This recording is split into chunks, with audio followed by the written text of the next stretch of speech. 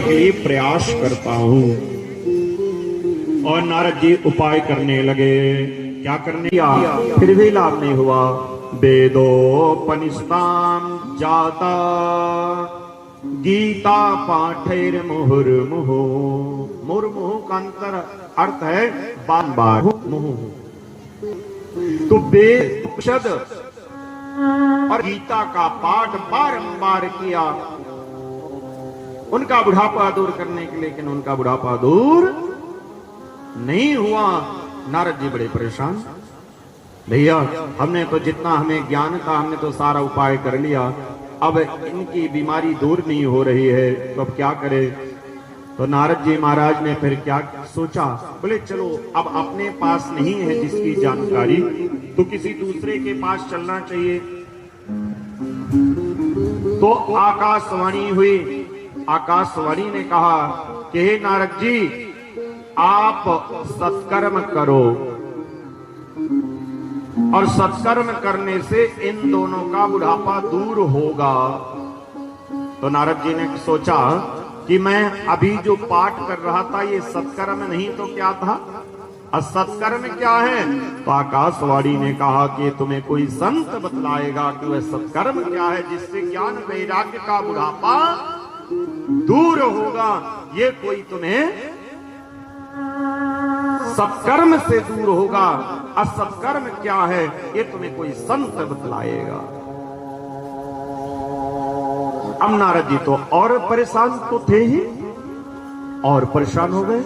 सोचने लगे कि मैं अभी जो कर रहा था वह सत्कर्म, गीता का पाठ करना, वेद का पाठ करना, यह सत्कर्म नहीं तो सत्कर्म क्या है ये कोई संत बताएगा। या तो ये बता देते कि ये सत्कर्म क्या करूं, वह नहीं बताया।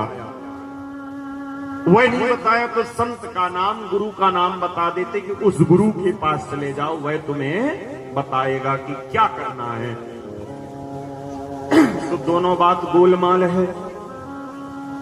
तो नारद जी यही सोच विचार करके बद्रीनाथ धाम पहुंचे हैं और कहने लगे भैया आपने पूछा था ना कि मैं क्यों व्यथित हूं, मेरे व्यथित का कारण यही है। अब आप बताओ कि ज्ञान वैराग्य का बुढ़ापा कैसे दूर हो, भक्ति का कष्ट कैसे दूर हो, आप हमें वह आप बताइए।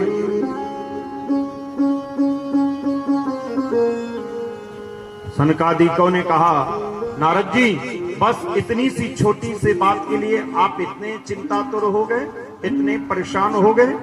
चिंता को छोड़ो,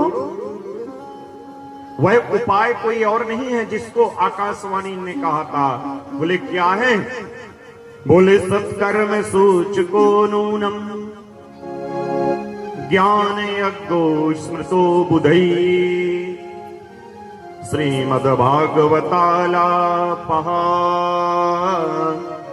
साधु गीता सुखादिभि।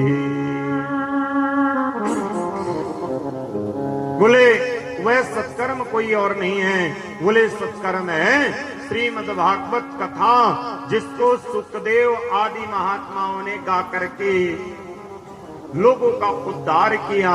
बोले वही वह सत्कर्म है जिसके करने से ज्ञान वैराग्य का बुढ़ापा हो जाएगा। प्रेम से बोले राधे राधे।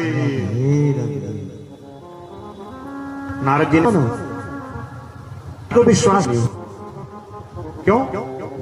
नारद कहने लगे भैया इतना अनपढ़ जितना आप समझते हो ना हम नहीं हैं।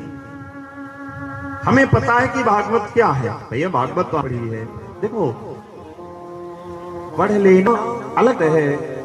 यहाँ बहुत सारे लोग बैठे होंगे, कई बार क्या होता है कई सभा में कई लोग विद्वान लोग बैठे होते हैं।